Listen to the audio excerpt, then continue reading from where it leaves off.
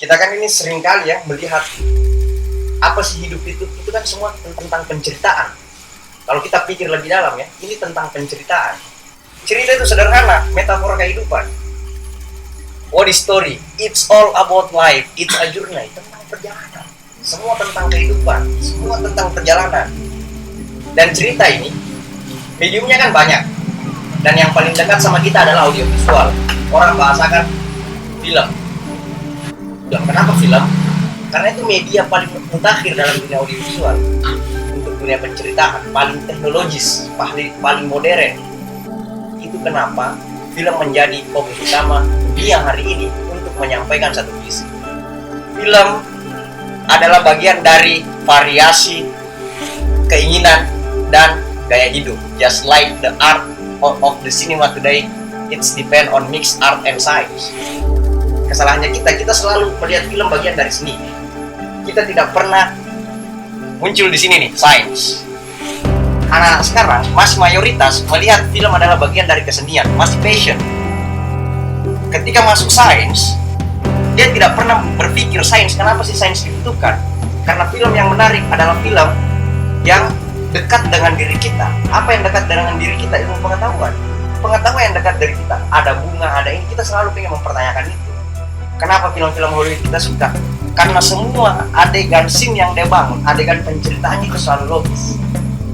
Jadi art and business, and from myriad remarkable people who something's working together. Dan ini persoalan manajemen, ini persoalan bekerja sama. Sometimes comparing partially, but responsibility the conception of moving picture. Itu katanya Peter Popper. Dan itu semua benar. Ini persoalan kita bekerja sama. Kalau kita bertanya hal apa yang paling ribet dilakukan dalam pekerjaan, bagi saya adalah filmmaker. Karena di situ ada manajemen. Maksudnya di situ ada cerita, ada manajemen, ada pengetahuan, ada bisnis. Itu kenapa kalau kita lihat film-film layar lebar itu krunya sampai 200-an, orang-orang yang terlibat sampai 500, 300. Bayangkan kalau animasi 300 orang yang buat. Cuman butuh satu adegan. Ribet banget. Ribet banget. Maksudnya di situ memang harus ada leader yang luar biasa. Ini screenplay ini tentang penulisan layar lebar. Karena kita temanya adalah storytelling, bagaimana melakukan penceritaan. Oke, kita tahu bahwa cerita adalah metafora kehidupan. Terus cerita yang menarik itu cerita apa sih? Anggaplah ini screenplay storytelling ya.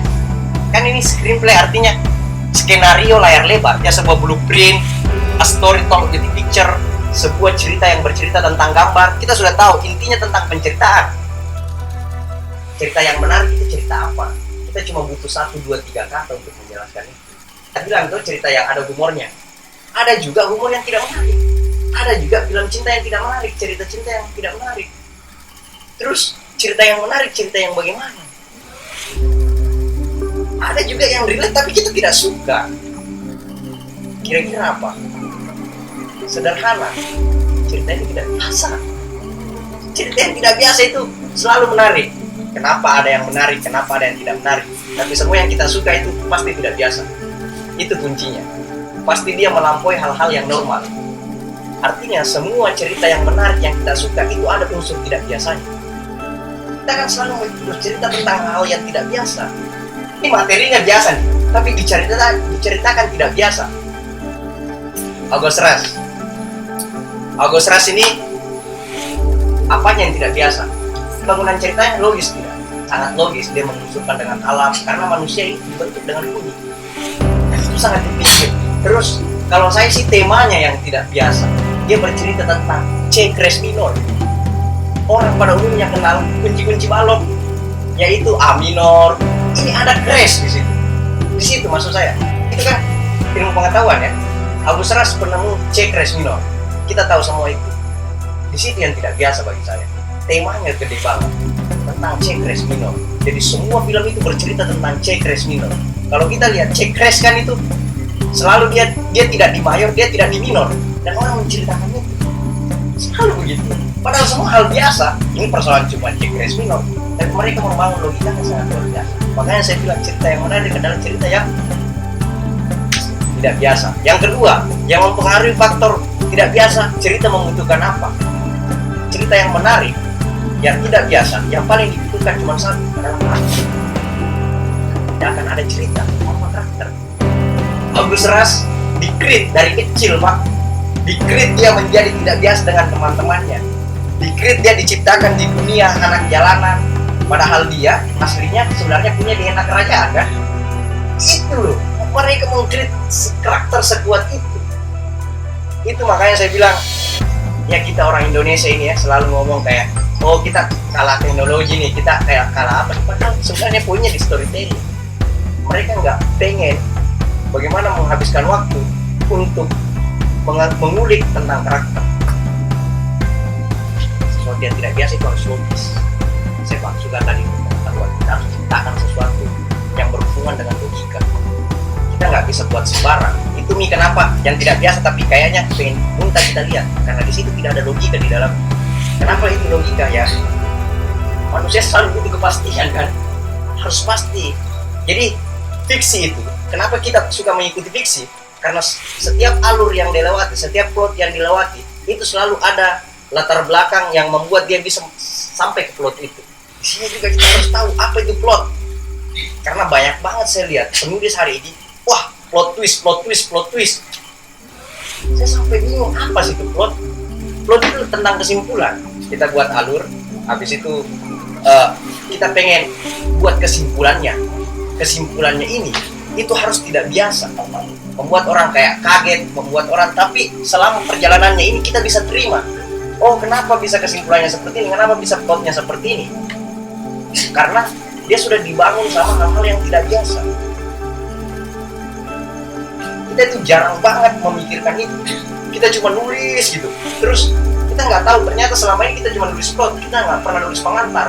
Jadi dalam penceritaan, dalam storytelling itu selalu punya 3 hal. Pendahuluan, pengenalan, kita biasa tahu bahwa itu adalah pengenalan. Kedua itu adalah konflik, ketiga itu adalah penutup. Kalau di dunia akademik, orang bahasakan tesis, antitesis, sintesis. Apa isinya di sini? Pengenalan karakter dan dunia. Isinya ini apa? Konflik, solusi. Selalu begini. Tidak pernah tidak begini. Apapun itu, apa yang membuatnya berbeda? Cara penceritaannya. Kadang-kadang ada orang yang membuka untuk X1 itu melalui konflik, dan ada orang yang menjelaskan keseluruhan cerita itu di awal dan dia membangun konflik lagi di akhir. Fundamentalnya selalu begitu. Yang membuatnya berbeda adalah metodenya. Padahal kita cuma butuh 3 ini. Semua film yang kita tonton itu adalah film yang biasa, cuma caranya orang bercerita. Dalam penulisan selalu ada karakter, punya keinginan, karakter A, B, C. Keinginan karakter, masalah karakter, solusi karakter, bagaimana karakter menjalani itu. Agus Ras bercerita tentang kebutuhan kasih sayang. Ya. Itu ideola. Kebutuhan kasih sayang. Banyaknya film tentang kasih sayang, kasih sayang, kasih sayang. Tapi sampai orang bisa menemukan, kita pakai elemen musik, kita pakai elemen ruang kosong. Itu kenapa? Karena pendalaman research. Jadi kadang-kadang tuh kita lihat ada 2 hal yang selalu membingungkan dalam dunia penceritaan, dimanapun itu. Keinginan sama kebutuhan, want and need. Keinginannya si Agus Ras pengen bertemu dengan orang tuanya, tapi ternyata kebutuhannya adalah kasih sayang. Ketika kita bisa menjahit ini, menemukan plot-plot, membangun narasi dan menemukan plot-plot yang selalu satu tema dengan, kalau kita bilang kasih sayang artinya kita bilang romantisme, sesuatu yang romantis, makanya dia ciptakan musik. Maka disitulah kita bisa menemukan hal yang tidak biasa. Jadi modelnya kayak piramid, biasanya tema di bawah. Terus di sini pertama selalu karakter, baru itu dunia.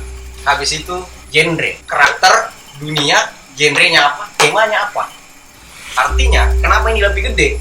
Kita harus bercerita selalu punya satu tema. Kalau di politik kita bilang visi, visinya apa sih? Tema besarnya apa? Sudah kita nonton Sepatu Baru. Itu Sepatu Baru kenapa bisa juara di Jerman? Itu bercerita tentang semesta. Kalau kita sadar, anak kecil celana dalam pengen lawan Tuhan pakai celana dalam. Artinya apa yang didobrak? Kekuasaan. Orang yang mengatur ini, orang yang mengatur bencana, Karena dia kan pakai celana dalam, karena dia percaya tradisi lempar celana dalam ke atap itu bisa menghentikan hujan.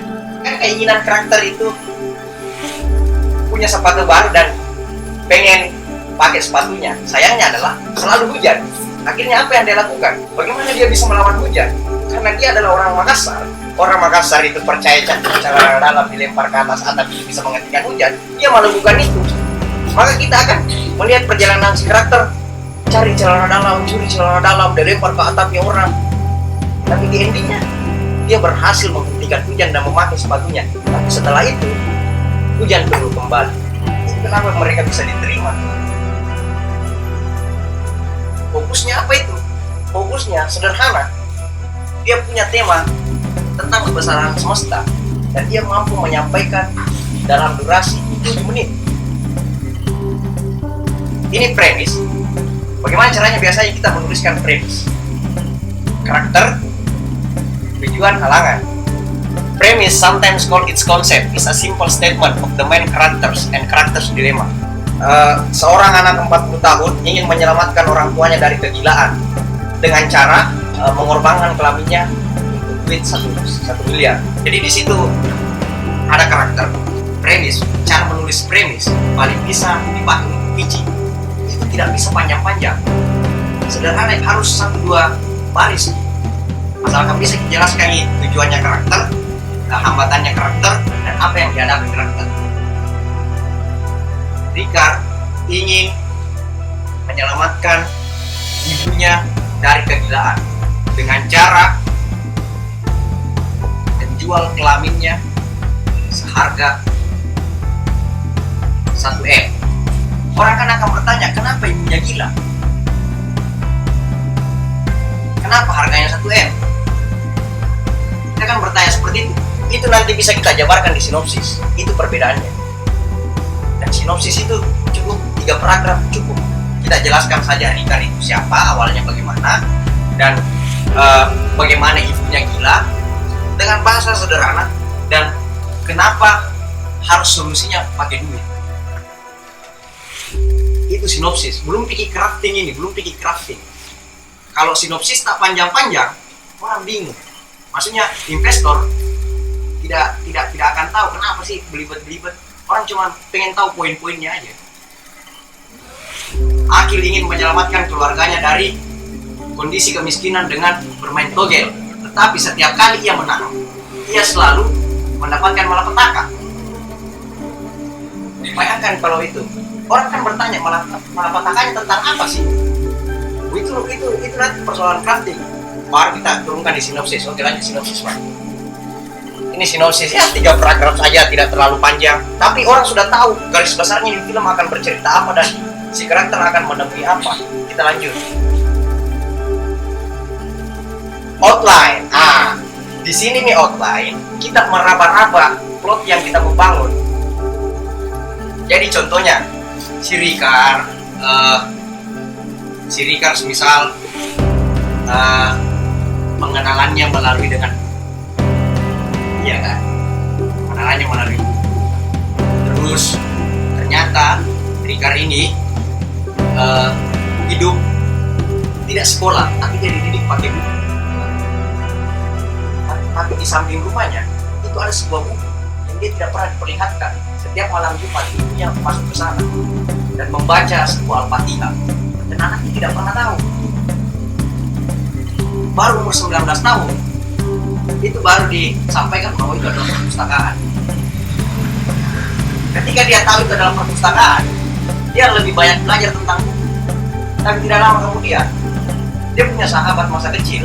Sederhananya begini, kita cerita tentang outline. Sederhananya dia punya sahabat kecil yang selalu menemani, yang menerima dia, anak sekolah, sahabatnya dia yang sekolah, yang menerima dia sebagai temannya.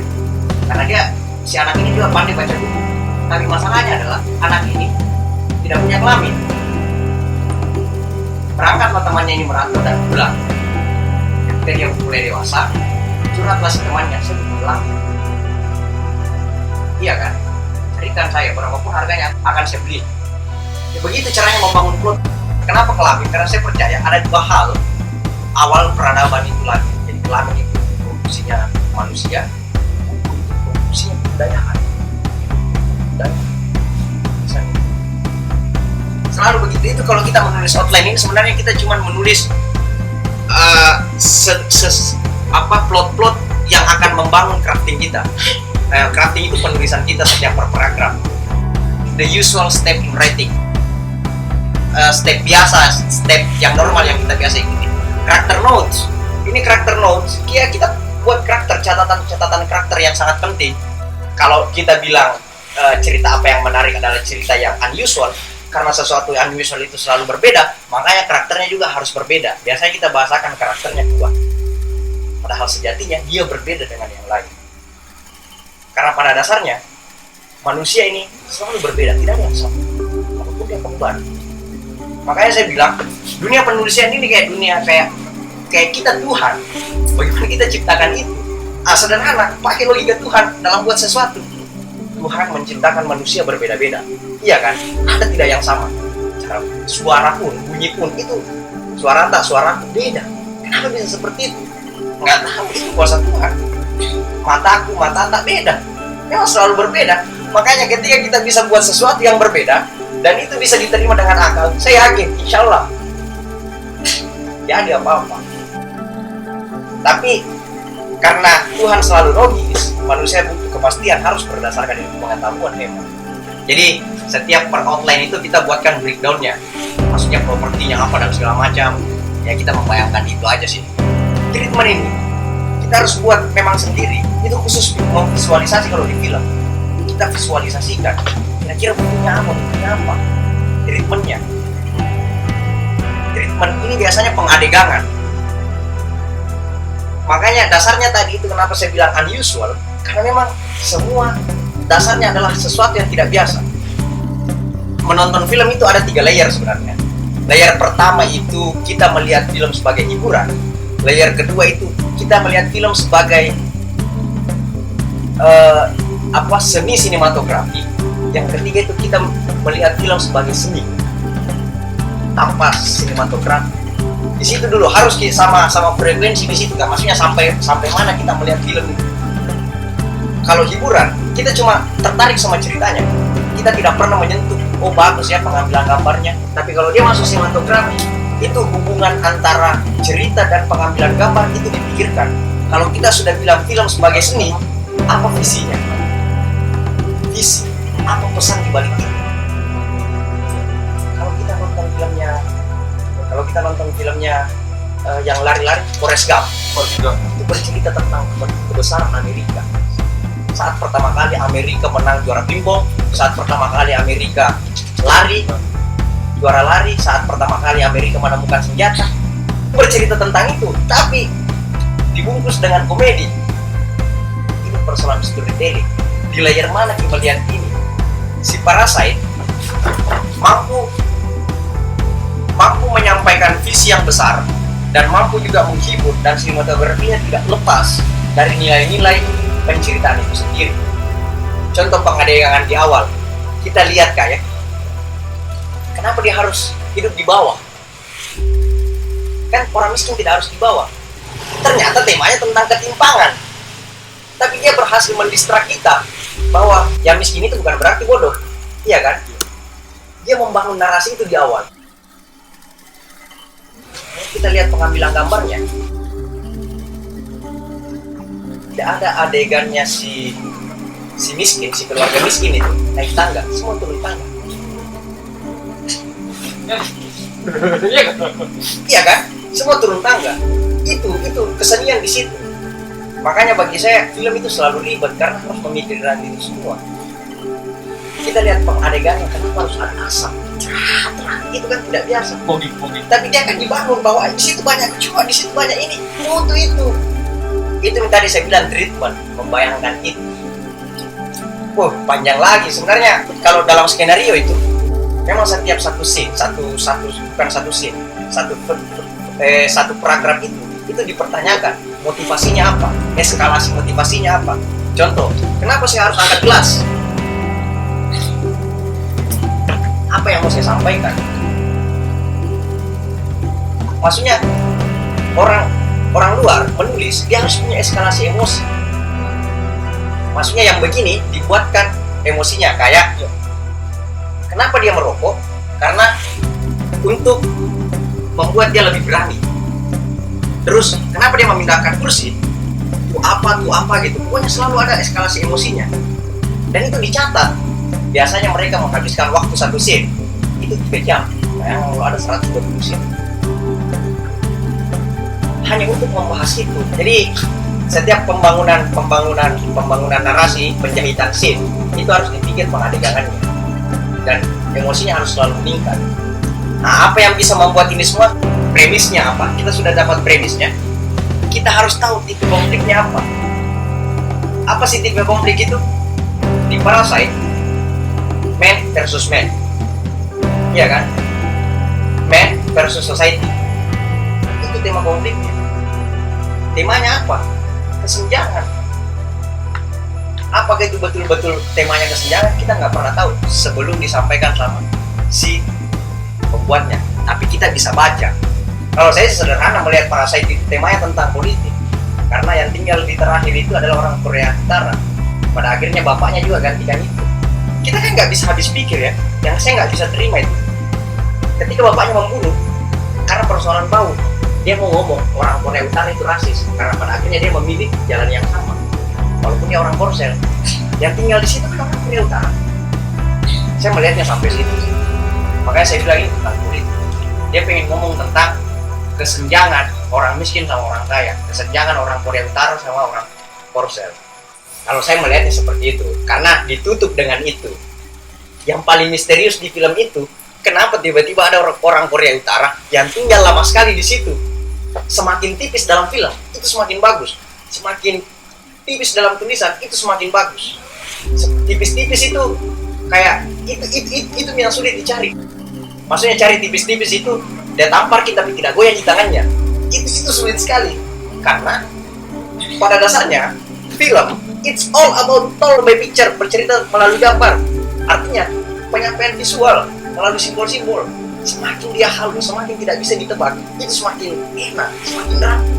Kalau kita sadar ya, apa bedanya Amerika sama Cina buat film?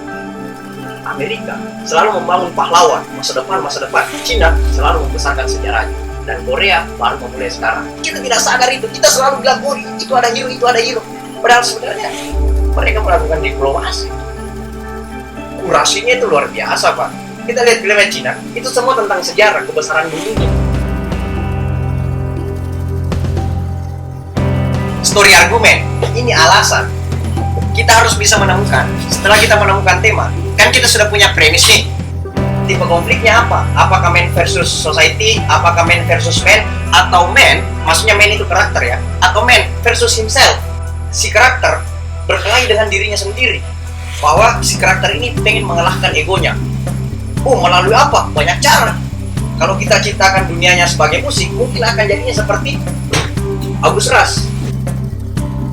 Kalau man versus himself, kita bawa ke Parasite, itu tidak bisa. Karena monitornya selalu dua keluarga yang kita lihat. Biasanya memang tokoh yang kuat dalam film. Contohnya, si sepatu Barbie itu man versus himself. Karena dia pengen mengalahkan hal yang tidak dia ketahui dalam diri. Jadi ini banyak, itu semua nanti bantu buat alur. Story argumennya apa? Kenapa premis ini penting untuk diceritakan? Apa alasannya? Biasanya alasan ini kayak begini nih. Karena manusia pada dasarnya seperti ini, manusia membutuhkan ini, kita seringkali ini bla bla bla bla bla. Kita butuh alasan itu. Biasanya dia disifat sih, background story-nya apa, latar belakangnya, kenapa cerita ini penting untuk diceritakan. Baru kita masuk PKI, model penceritanya seperti apa. Apakah melalui thriller, apakah melalui komedi, apakah melalui dokumenter, terserah. Kita mau bungkusnya pakai apa. Setiap PKI, setiap genre punya gayanya masing-masing. Jadi penulisan karakter itu sebelum masuk dalam penulisan, itu kita ceritakan background karakternya itu hampir 80%. Baru kita mulai cerita. Tesisnya begini kan. X1 tadi, inciting incident. Kalau inciting incident itu istilahnya pengenalan masalah. Terus masuk login. Setelah dia mengenalkan masalah, setelah si karakter temui masalahnya, itu kita langsung tutup dengan apakah si karakter ini berhasil menyelesaikan konflik ini, itu dibilang plot 1. Ataukah tidak? Paling tidak, setelah dia masuk di act 2, si karakter memiliki dunia baru. Yang awalnya si karakter mendiam, tiba-tiba dia menjadi gerasa gerusuk setelah menemukan masalah ini. Biasanya dalam film, itu selalu 15 menit pertama kita sudah tahu, oh filmnya masalahnya akan seperti ini.